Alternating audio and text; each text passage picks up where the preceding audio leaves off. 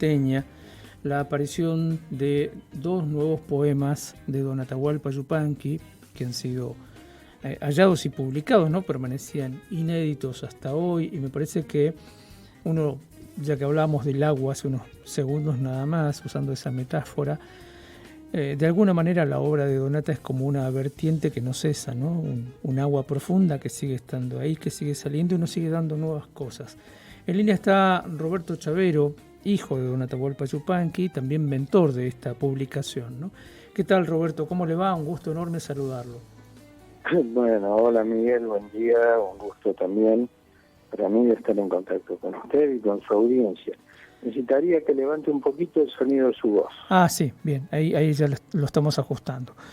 Roberto, hablemos un poco de la aparición de estos poemas, de la publicación de estos poemas. De alguna manera vamos a seguir viviendo esto, ¿no? Que aparezcan nuevas cosas, nuevos textos de Donata. Sí, sí, en realidad yo los tenía, digamos, entre los papeles que quedaron, que encontré en una caja, donde mi padre guardaba algunas cosas que había escrito, ya sea a mano, en su máquina de escribir, y bueno, estaban ahí, bueno, surgió la oportunidad de hacerlos conocer a través de este periodista que se interesó por el paso de mi padre por Salta, hecho que no es conocido, no es muy conocido. Sin embargo, bueno, obviamente él anduvo por todo el noroeste. Lo que pasa es que la impronta de sus canciones dedicadas a Tucumán fue tan fuerte que, digamos, minimizó el hecho de que, bueno, tanto en Salta como en Jujuy él anduvo, ¿no?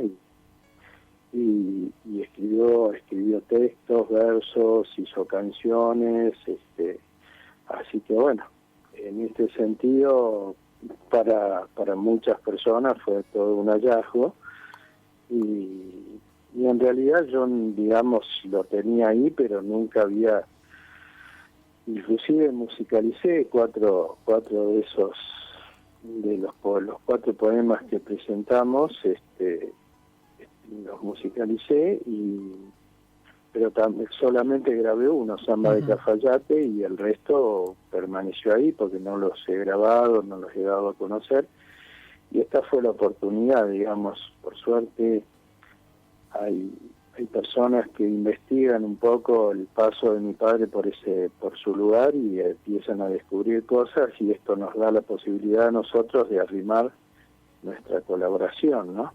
Sí, estaba pensando, hace poquito tiempo tenemos la oportunidad de charlar con usted también a propósito de las jornadas yupanquianas, y ahí, Sí. Entre otras muchas cosas lindas que ocurrieron, ocurrió también la reedición de buena parte de la obra de Donata. Cuéntenos un poco eso y qué significa que una universidad además esté detrás, ¿no? Sí. Nosotros desde el año 2000 trabajamos con la Universidad Nacional de San Luis. Digamos, hubo en su momento un funcionario de la universidad que se interesó porque la universidad publicara sus libros, entonces se vino acá hasta Cerro Colorado, conversamos, y bueno, ahí se formó una estrecha vinculación con la Universidad de San Luis desde aquellos años, y bueno, cada 2-3 años se van reeditando los 8 libros que publicó mi padre en vida.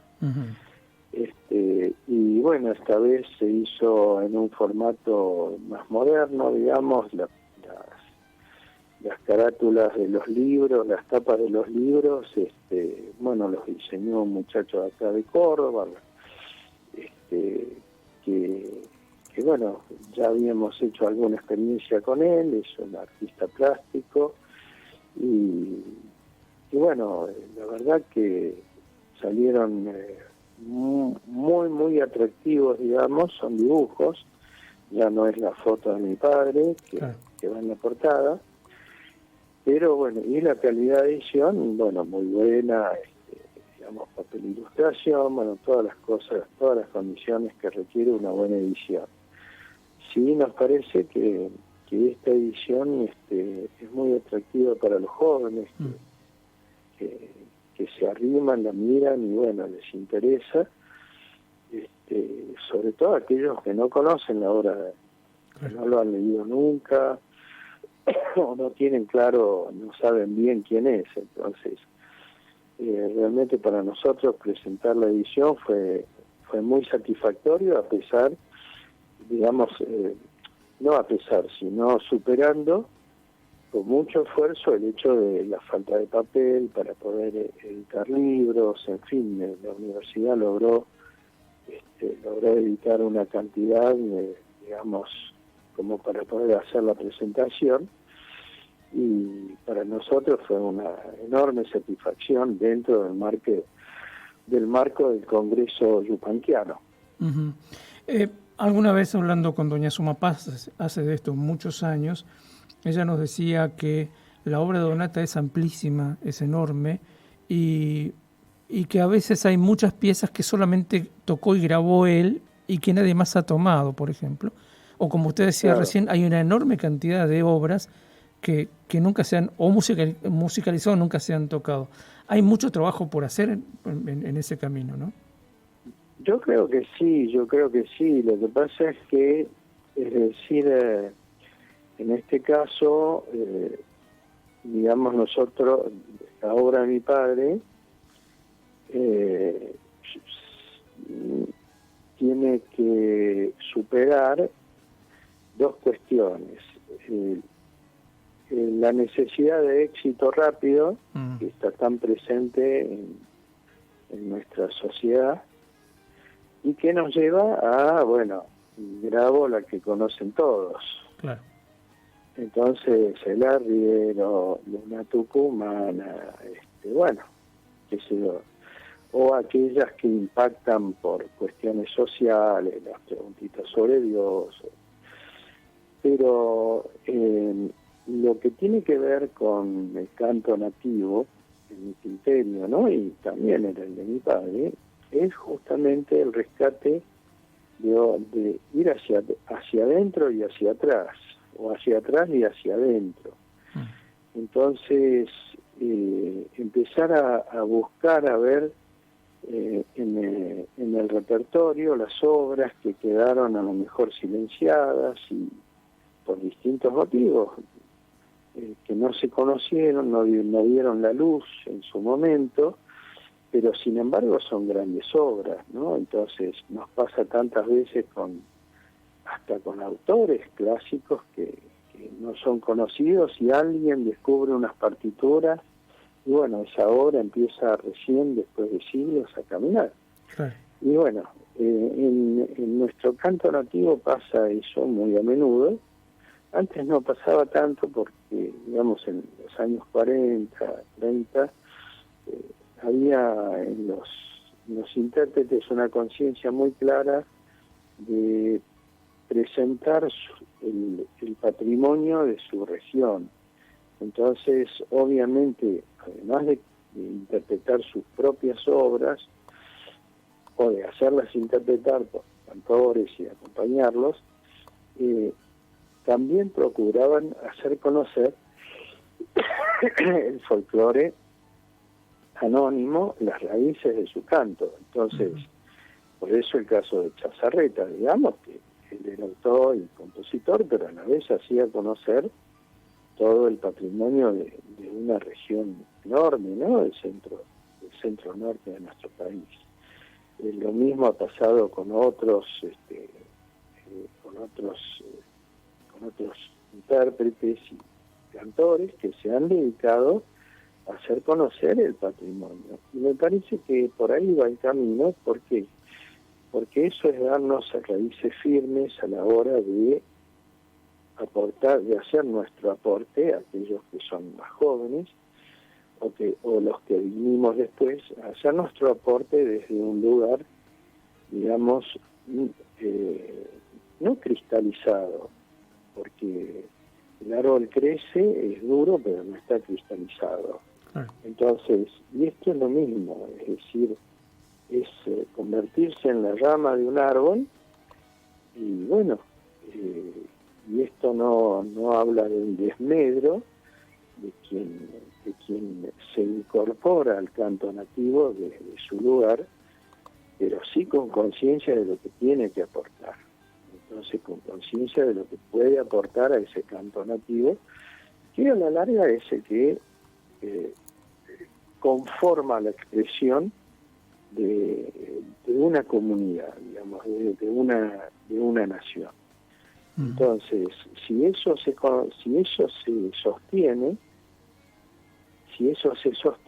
esa actitud y ese trabajo, seguramente vamos a reencontrarnos, es decir, vamos a reencontrarnos cada uno desde su lugar, desde su mirada, desde su región, desde sus aromas, desde su tonada al hablar, y nos vamos a reencontrar que de golpe y porrazo tenemos elementos comunes pero expresados de distintas formas, marcados por esa regionalidad. Ese es el canto nativo tal como uno lo ha conocido, ¿no? Es decir, y ese es el gran aporte que puede hacer cada región, cada artista que se sienta intérprete de una región. Obviamente que se irán incorporando matices distintos porque, por influencias de otras culturas, de otras formas de entender la música, pero nunca al punto de, generar algo que no tenga nada que ver con ese lugar de origen. Claro. Entonces, y de eso se trata, eso es lo que, para mí puede ayudarnos a terminar de constituirnos en una nación.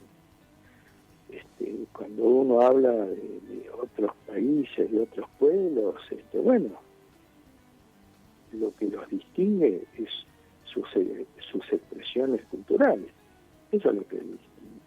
Su vestimenta, su alimento, su forma de hacer música, su forma de expresar las ideas. Eso es lo que los distingue. Perfecto. Y cada uno lo hace desde su lugar. Quería, a partir de esto que usted acaba de decir, preguntarle algo, porque sí. En relación a las jornadas también tenemos la oportunidad de charlar luego con Demetrio Xavier y preguntarle sobre su participación. Sabemos que ustedes se conocen desde hace muchos años. No deja de llamarnos la atención la enorme importancia que la obra de Yupanqui tiene en Río Grande do Sul, y Demetrio no es el único gran difusor de la obra de Yupanqui allí. Y hablando también de este concepto que usted daba del canto en relación a la cultura en general, ¿no? De alguna manera hay una especie de gran territorio, un poco el estado de Santa Catarina, un poco el estado de Paraná, obviamente Río Grande do Sul, el Uruguay, buena parte de Argentina, hasta el extremo sur de Chile, donde también se cantan y se componen milongas, ¿no? Hay como un mundo y un universo cultural muy fuertemente común ahí. Sí, sin duda, porque es un territorio que se parece, con rasgos con características topográficas parecidas. Entonces, todo esto hace que haya que uno encuentre en formas de expresión lazos muy comunes. Además del desarrollo cultural común que ha habido en la zona, en estas regiones que usted nombra, porque no había fronteras, no había aduanas, no había controles de tránsito. La gente iba y venía de acuerdo a necesidades o a a vocaciones, pero esto se ha ido conformando de este modo. La obra de mi padre es muy reconocida en el mundo, en realidad, por la universalidad de lo que expresa, y además porque justamente esa universalidad está dada porque los elementos que expone son comunes a los pueblos del mundo. Entonces la forma puede diferir, pero lo que expresa, y lo expresa con autenticidad, por eso es reconocida en el mundo. Y en el sur de Brasil, Uruguay,